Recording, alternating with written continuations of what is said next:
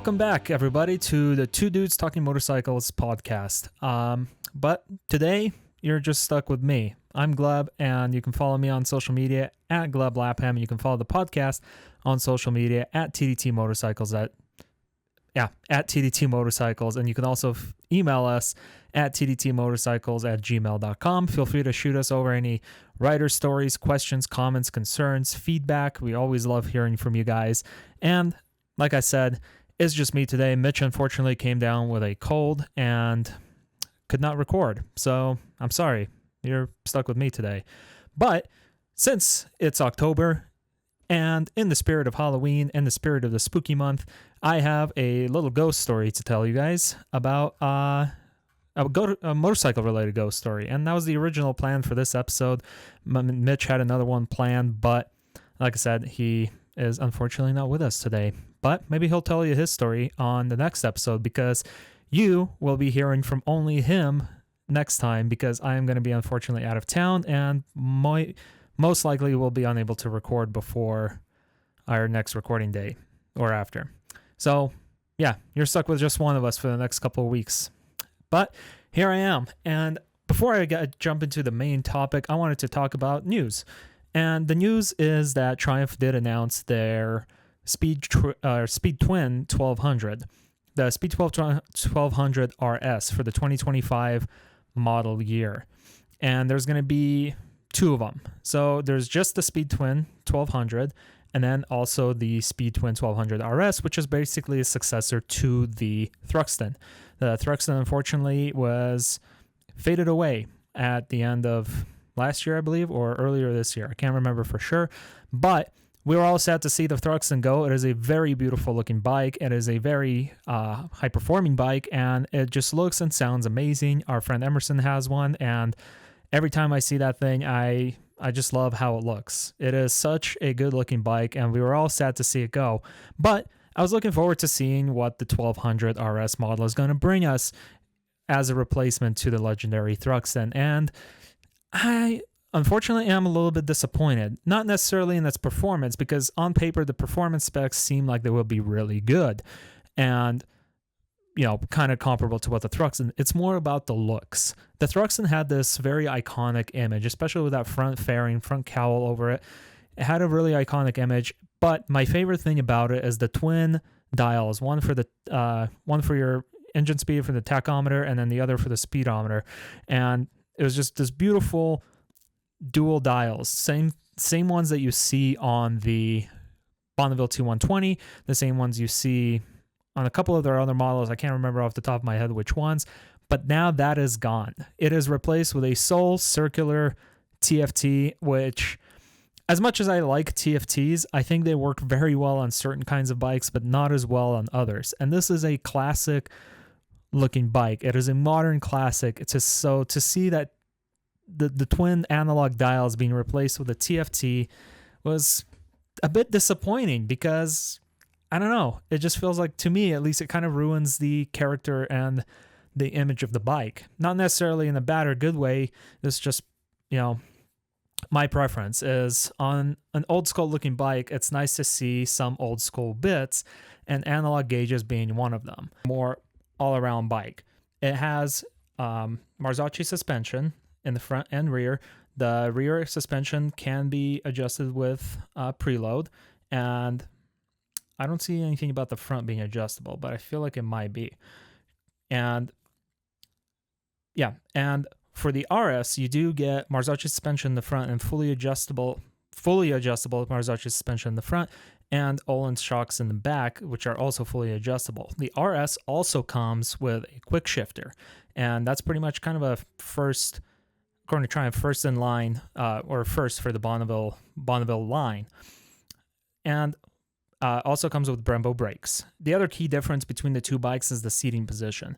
The RS version of the bike is angled the back is raised a little bit higher, and the pegs are more tucked in, giving you a more tucked in, sportier riding position. There's also an optional clip-on bars you can get, but I don't know, to me they look a little weird compared to like actual like clip-on bars.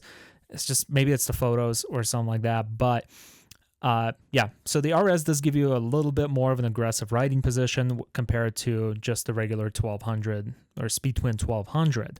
The RS also, in addition to the regular road, rain riding modes, also has a sport riding mode. So all of that does to basically, change the throttle mapping just like any other sport modes on most other bikes do. The power output is basically the same between the two. It's 103 horsepower. Both have a six-speed transmission, and like I said, the RS has a quick shifter. So the quick shifter I feel like is a nice addition, but it's kind of a bummer that it's only reserved for the RS motorcycle. And I wonder if that can be, kind of tweaked between the two and maybe put on just a regular Speed Twin 1200, because I feel like quick shifters is becoming really common across different bikes. So to see it just limited to that one model is a little weird. I don't know. To me, it just seems like it could just be available on both, at least maybe as an option for just the Speed 1200 versus only being available on the RS. So I haven't looked into it. I'm not sure if it's available as a standalone part, but nothing in Triumph's press release says that it can be. So that's kind of up in the air right now. I hope it is. Because I think it's just one of those very convenient things to have. I don't have a quick shifter on my bike, but I have ridden bikes with a quick shifter, and I am tempted to buy one for my bike. And it's nice that I can, and I do have that option. So I hope Triumph kind of continues the thing they do where they kind of allow you to buy individual parts from higher trim models to put on your bike if you ended up going with a lower trim. And both of them also have the LCD or the TFT up front. It is a round TFT, so it still kind of fits the character of the bike, but one of my weird gripes with it is that it's a little bit off center. So it doesn't sit directly above the headlight. It kind of sits slightly to the right of it, I think, or maybe to the left. And in that spot, what makes it off center is because the ignition key goes into the bike, like right next to it. And to me, it just looks, I don't know, it's throwing off the character of the bike that we've kind of known to, kind of grown to like. And if you've been listening to this podcast for a while, you know that Mitch and I are both huge fans of Triumph's Bonneville line, Triumph's Modern Classics. And I always felt like Triumph did a really good job of blending modern technology with an old school aesthetic. And this is one of those times where I feel like they kind of missed the mark. And if you look at the dash of the Thruxton, of the outgoing Thruxton, or even like the Bonneville 2120, like I said, it has these two gorgeous looking twin dials. And on the Thruxton specifically, it's surrounded by silver. It looks really old school. It looks like a bike that came out of maybe like, the 50s or the 60s, and it looks just timeless. This is a bike that you can own on the Thruxton. You can own it for, the next 10 plus years, and it will not look outdated. It will still look classic. On this, I feel like it's going to be one of those things that, you kind of look at it in, 10 years down the road, and it just doesn't quite have the same magic to it. And that is a little bit disappointing. TFTs are nice. They're great. I have one on my bike. Mitch has it on his bike, and his is centered, even though it's still circular. Pretty much like any adventure bike out there now has a TFT, and a lot of bikes are starting to get them, and I see the benefit of them. They can show a lot more information. They can show you directions, music. You can control, depending on the bike, you can even control your like GoPro through them, and just display a lot of information. But I feel like not all bikes need a TFT, because some bikes just look better with a classic traditional analog dial or two. And this is definitely one of those bikes. Between the two, other than the kind of like the seating position and they pretty much look very similar. Do I think they look as good as the Thruxton, especially the RS? Absolutely not. The Thruxton is going to go down in history as one of those rare bikes, unless Triumph decides to bring it back in the future, that I think people are going to be, seeing and looking at and going like, yo, that's a Thruxton. That's a good looking bike. it's a shame that Triumph doesn't make them anymore, and probably reached kind of a little bit of a, slight legendary status, which, it's pretty cool to see, but it is sad that it's going away and kind of replaced with a model that looks kind of meh in comparison. I think that's pretty much all the specs of the bikes. This is probably going to be a shorter episode just because it's just me and me.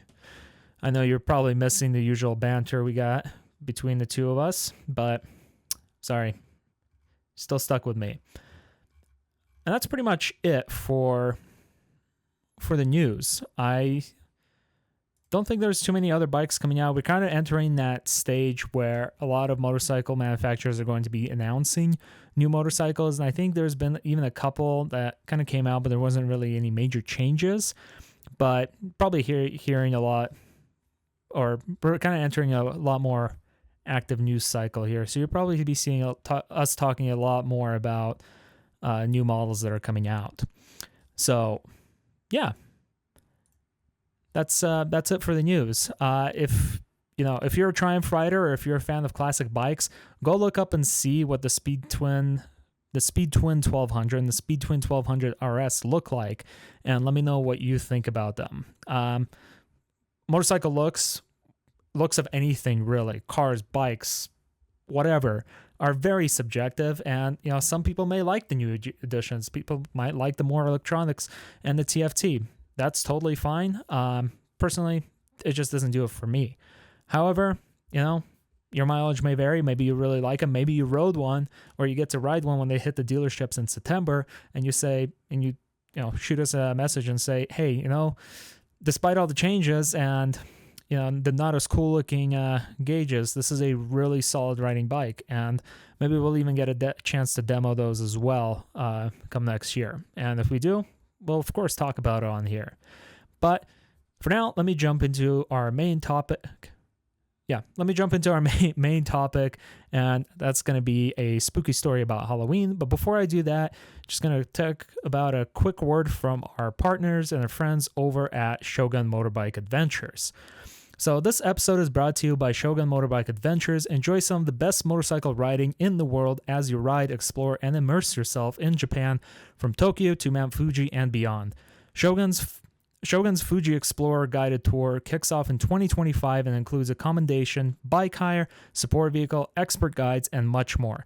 Claim 15% off your tour with the promo code 2dudes15. And you can find them at shogunmotorbikeadventures.com. And once again, that's 2dudes15 in order to save 15% off your next off your booking. So check them out. It's been check them out. And back to the main topic, and that is Halloween. Whether you celebrate it or not, Halloween is upon us, or almost here. And so I wanted to share a little bit of a ghost story. Mitch also had one planned out. I think he was going to talk about the Oxford Lights, which I found tons of articles about, so he picked the one that's seems to be a little bit more well-known. So I had to do a little bit of digging to find the one that I'm going to tell you about. And this story is called The Lost German of Isle of Man, TT. And I got it from a website called transceltic.com. And it's basically just a website about just various Celtic stories and things like that. It was submitted by Alistair Connolly. I hope I'm pronouncing that right, on transceltic.com. And it's called The Lost German of the Isle of Man, TT, a ghost story from the Isle of Man. So the story revolves around a man named Jim Quayle, who was a marshal during one of the Isle of Man TT races, and he was stationed in the area called the Veranda. The Veranda is, and he's been doing this for the past 10 years, the Veranda is stationed in a higher part of the course, and he specifically liked that area because it kind of overlooks the entire track and lets him see where there's motorcycles coming from, and also see any potential hazards that might appear on the track. But this area was also known for heavy, thick fog, and Quayle was more specifically stationed at the Graham Memorial, a memorial dedicated to Les Graham, who was killed in 1953 during an Isle of TT race on his MV Augusta. On the day of the race that Jim Quayle was supposed to be watching, a thick fog rolled in on the island and caused a delay in the start of the race. Feeling restless, Quayle decided to take a long walk along the road, but the further he went, the thicker the mist grew. This is a quote from the story. The mist created a strange atmosphere that could feed your imagination. Sounds could be distorted and shadowy false images appear out of nowhere, created and given form by the swirling fog. The old Celtic legends told of the fog as being a portal to other worlds where mythical creatures and souls of the departed dwell.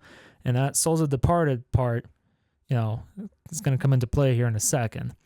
Another quote, the air was filled still without even the slightest breeze. No bird calls, no sheep were quiet. No bird calls, the sheep were quiet, and the grass on the hillside did not stir. Maybe he would not go very far, because for some reason today he felt uneasy.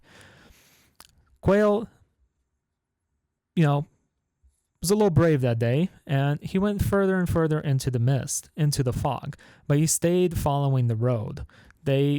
In the story, they said that you shouldn't stray far from the road, especially when the fog is thick, because it's easy to get lost and end up, maybe somewhere you're not supposed to, or somewhere that could be a little bit dangerous. So Quayle just stayed along the road and couldn't see or hear anything, just complete silence, until at one point he heard a sound of a motorcycle approaching out of the mist. He could tell that it was an old BMW motorcycle by just the sound of the engine. He could not tell how far away the motorcycle was, but he felt it getting closer. Then suddenly the sound stopped. Quayle went over to investigate what was going on. He assumed that it was most likely a rider that stumbled upon the closed road. Like I said, it's very foggy and it's very hard to see, so that's a very real possibility, and if I was in his situation, I'd probably be thinking the same thing. So Quayle went over there to take a look. He got closer to where he last heard the sound, but nothing was there. However, he didn't see anyone, but he could feel a presence. He felt like someone was near him, but he could still not see anyone.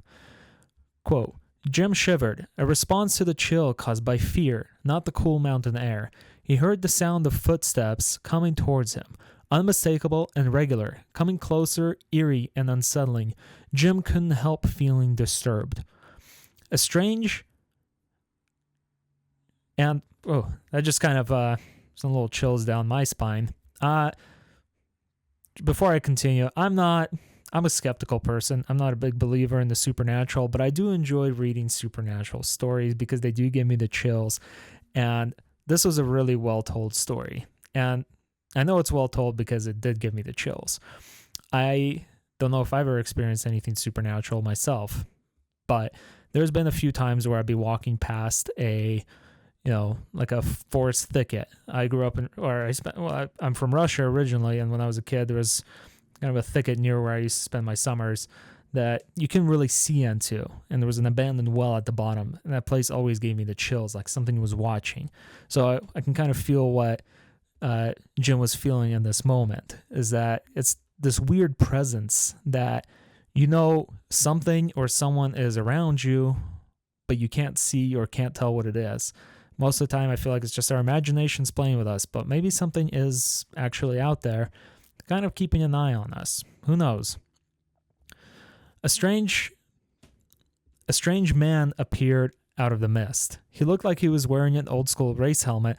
Jim felt relieved that it was another human. However, this human was not what he seemed.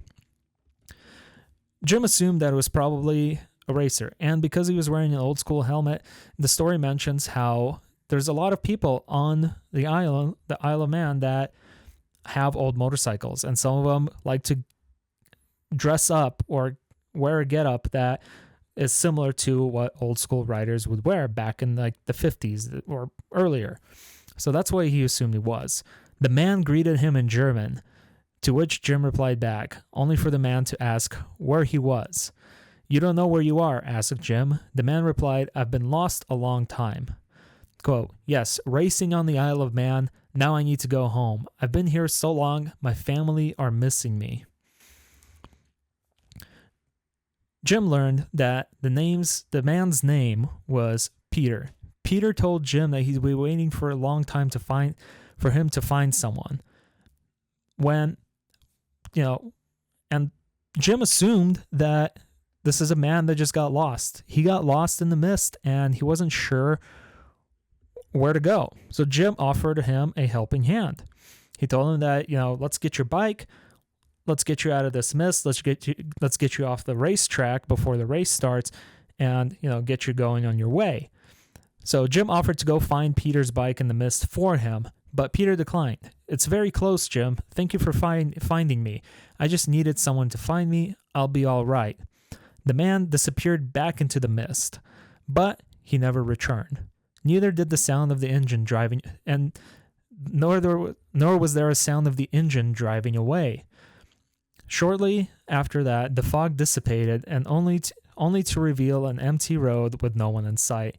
Jim hurriedly made his way back to the next Marshall station. He asked around if anybody saw a man on a BMW riding around, wearing an old school race helmet.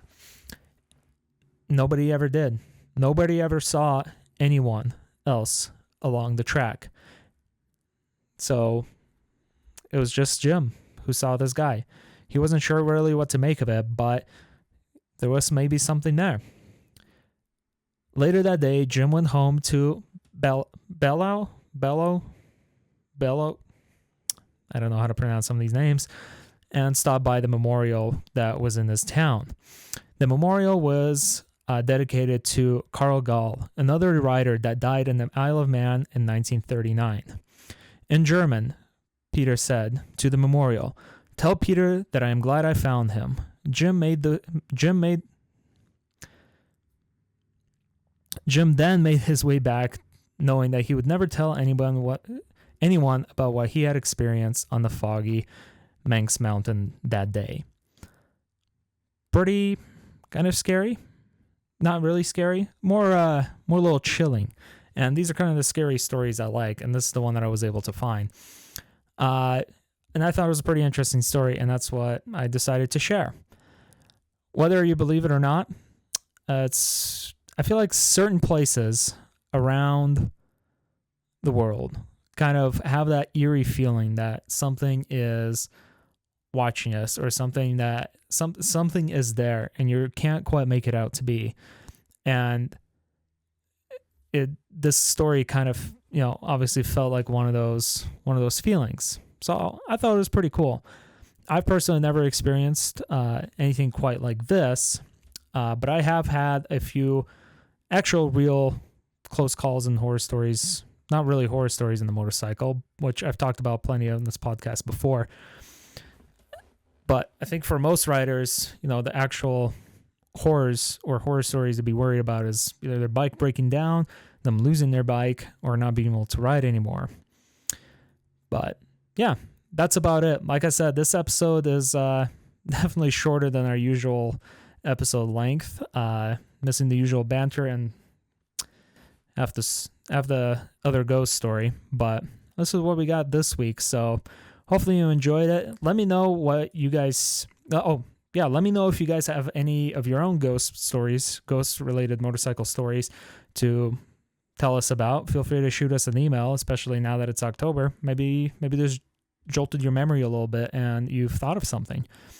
So yeah, feel free to let us know, or just tell us about your actual real motorcycle horror stories. If it's like a close call or something jumping out in front of you or whatever else, or you seeing a motorcycle get smashed at a junkyard and thinking, that sucks. I could have ridden that. Anyways, that's all I got for you guys today. Pretty short episode, but hopefully you still enjoyed it. So thank you so much for listening, and I will see you next time.